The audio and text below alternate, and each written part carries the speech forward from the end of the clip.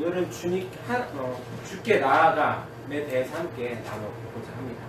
오늘 말씀에서 보셨다시피 본문을 보면 두 그룹, 양 대측점이 지금 서 있는 모습을 우리는 발견할 수 있습니다. 1절에 보면 고라, 다단, 그리고 아비람, 온 이 네 사람이 당을 지었다라고 이야기합니다.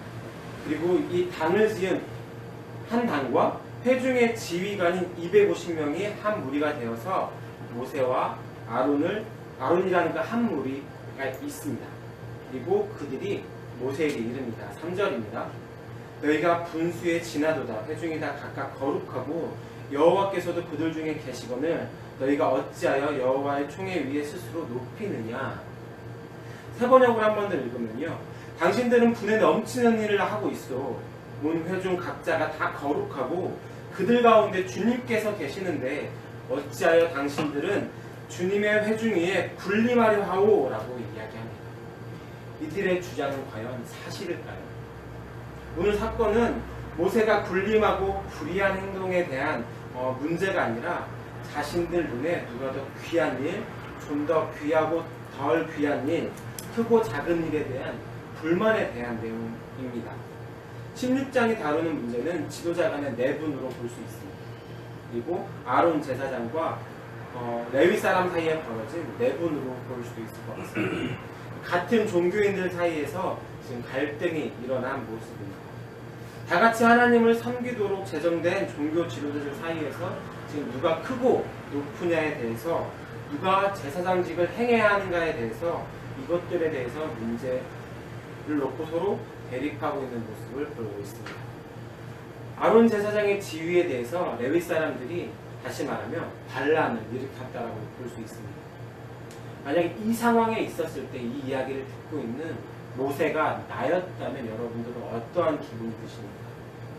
모세의 상황들을 한번 좀 자세히 한번 더 살펴봤으면 좋겠습니다. 오늘 반기를 든 고라는요, 모세와 아론의 사촌지간입니다.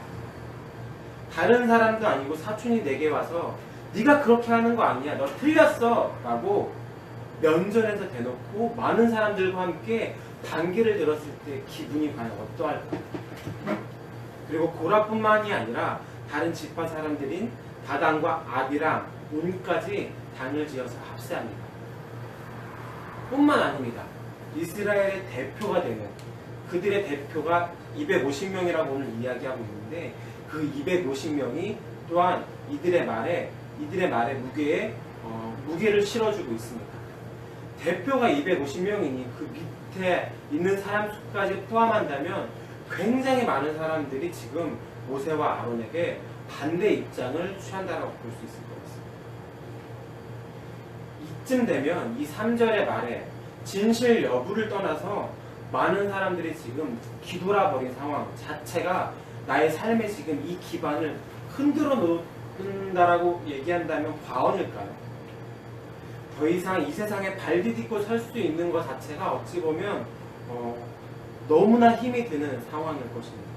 저처럼 뭔가 관계에 되게 크게 좌지우지 되는 사람이라면 더더욱이나 그것이 도저히 견디기 힘든 상황일 것입니다. 더군다나 내가 잘못한 일도 사실은 아닙니다. 그런데 이 많은 사람들이 너는 잘못됐어 라고 이야기하는 이 상황 자체가 저였다면 너무나 괴롭고 어찌 보면 극단적인 선택을 하고 싶어지는 순간일 수도 있을 것 같습니다. 어찌 되었든지 간에 지금 인원수로든 무엇으로든 지금 모세는 코너로 구석에 지금 몰린 가운데 있습니다. 구석에 몰린 쥐는 고양이를 문다는 말이 있듯이 쥐가 어떻게 고양이를 물겠습니까?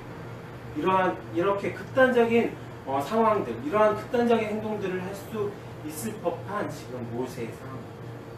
이러한 힘들고 어려운 상황 가운데 여러분들은 과연 어떠한 행동들을 하십니까? 저라면 아니라고 손이 부들부들 떨리고 다리가 후들후들 떨리고 심장이 쿵쾅쿵쾅 되지만 아니라고 눈물을 흘리면서랄지 아니면 간절하게 소리 없는 외침이 날지 어찌됐든 간에 아니라고 온몸으로 항변할 것 같습니다. 그런데 모세는 그러하지 않았습니다. 4절에 보면 듣고 엎드렸다라고 기록합니다. 세 번역에는 모세가 이 말을 듣고 땅에 엎드려 기도하고 나서라고 기록하고 있습니다.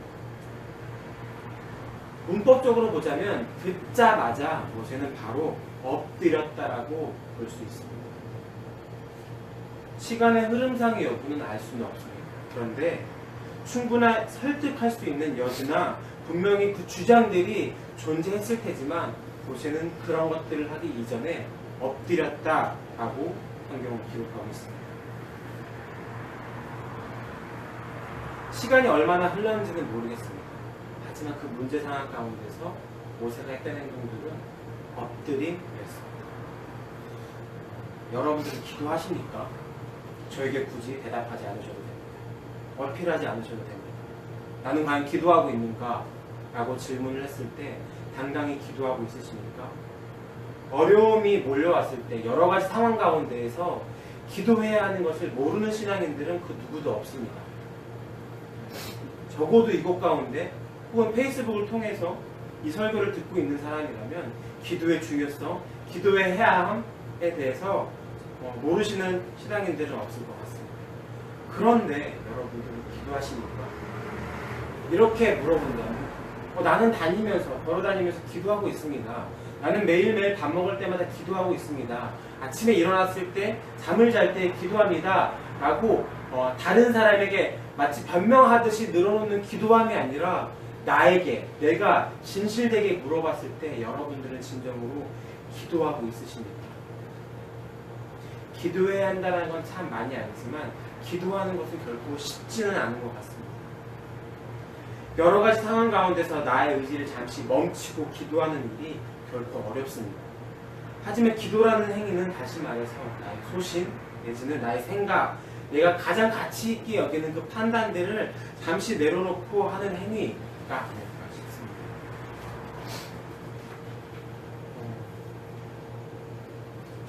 지극히 제 사견이지만 모세는 아마도 하나님이 자신을 위해서 일하도록 기도하지 않았을까 싶습니다. 여러분, 우리는 기도해야 합니다. 왜냐하면 기도했을 때 내가 가야 할 그 길들이 비로소 보이고 비로소 열리기 때문입니다. 상황을 바뀔지 나를 바뀔지는 모릅니다. 하지만 기도해야 변화가 있는 것들을 우리가 기억해야 할 것 같습니다. 기도를 통해서 새 힘을 얻는 모습은 지금 거침없이 선포하는 모습들을 발견할 수 있습니다. 진짜 내 말이 맞는지 하나님의 선택에 의해서 지금 아론에게 맡겨진 그 사명을 감당하는지 시험해보라고 담대하게 외치고 있습니다. 모세는 고라 자손에게 외친 이 당당함, 이것들이 바로 기도 후에 나타난 모습이니 우리는 기도해야 할 것 같습니다. 여러분들은 기도하고 계십니까? 기도해야 합니다. 이러면서 9절에 이르기를 이스라엘의 하나님이 이스라엘과 중에서 너희를 구별하여 자기에게 가까이 하게 하사 여호와의 성막에서 봉사하게 하시며 회중 앞에 서서 그들을 대신하여 섬기게 하심이 너희에게 작은 일이겠느냐? 라고 이야기합니다. 하나님 우리 각자에게 주신 사명들이 있습니다. 사람들 눈에 그것이 누구에게는 큰 일처럼 보이고 누구에게는 작은 일처럼 보입니다.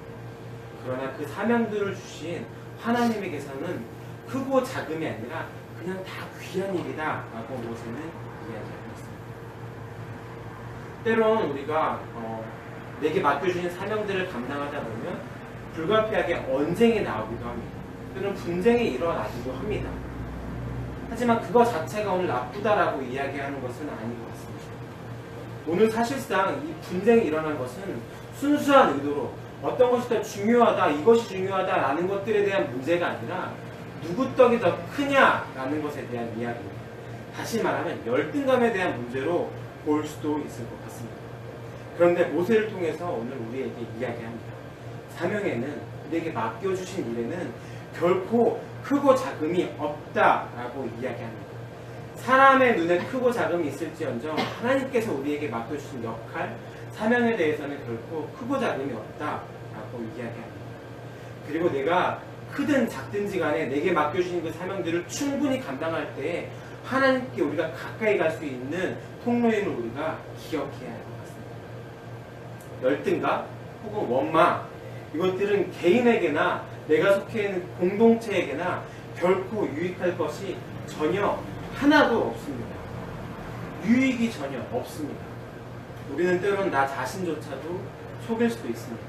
내가 열등감이라고 느끼든 원망이라고 느끼든 간에 결코 그것들을 나조차도 속일 수는 있을 것 같습니다. 그런데 우리가 기억해야 할 것은 알고 지은 죄든 혹은 부지 중에 지은 죄든 그것은 죄인 것들을 우리가 기억해야 할 것 같습니다. 하나님께서 맡겨주신 사명들을 위해서 혹은 합리화하고 있지 않은지 나 자신들을 한번 하나님 앞에 진실되게 물어보고 점검해야 하지 않을까 싶습니다. 이 일에 대해서 크든 작든지에 대한 판단의 기준은 하나님인 것들을 우리가 기억해야 할 것 같습니다. 3절 모세와 아론을 대적하는 사람들의 고백들이 굉장히 그럴듯해 보입니다.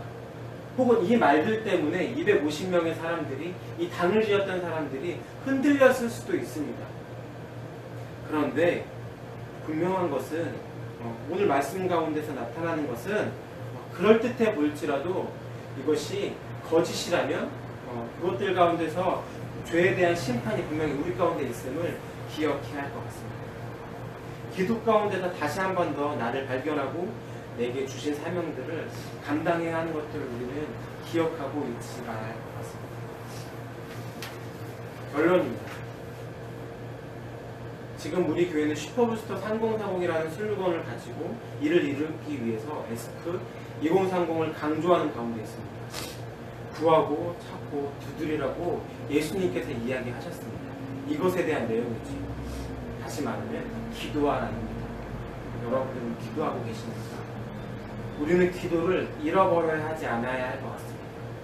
그 기도 가운데서 나와 하나님을 다시 한 번 더 찾으시기 바랍니다. 그리고 내가 혹시 잃어버린 것들이 있다고 한다면 기도 가운데서 다시 한 번 더 발견했으면 좋겠습니다. 때로는 사람은 지극히 저의 고백인지는 모르겠지만 저 자신조차도 속일 때가 있습니다. 여러 가지 명분들과 이유들을 찾아서 내가 화내는 이유, 내가 이것들을 이렇게 하는 이유에 대해서 강렬하게 어필하고 있으나 때로는 알고 보면 하나님 앞에 진실되게 가져가 보면 그것이 그러한 정말 명분이 아니라 열등감과 원망과 죄 가운데 일어난 나의 고백인 것들을 발견되어질 수 있습니다. 그러기에 우리가 기도해야 할 것 같습니다. 진실되게 주님 앞에 가지고 나아가서 기도했으면 좋겠습니다. 기도 가운데서 나의 죄성들, 열등감들, 원망들, 발견해야 할 것들을 발견하기를 간절하게 소망합니다. 비록 나의 그 간절하게 원하는 것들이 있을 수 있지요. 그것들을 하지 말라는 것이 아닙니다. 돈을 구한다면 돈을 구할 수도 있지요. 정말 그 가장 기본적인 건 나의 욕망들을 솔직하게 하나님께 표현하는 것, 그것은 나쁜 것이 아닌 것 같습니다. 하지만 이 시간 가운데서 하나님 앞에 나에게 욕망만을 쏟아놓는 것이 아니라 이것들 가운데 다시 한 번 더 주님께서 나에게 발견하라고 하는 것들, 보아야 할 것들을 정말 진실되게 볼 수 있는 그러한 눈들이, 은혜들이 우리 가운데 있기를, 오늘 하루 가운데 그 진실함들이 보여지는 은혜가 있기를 간절하게 소망합니다.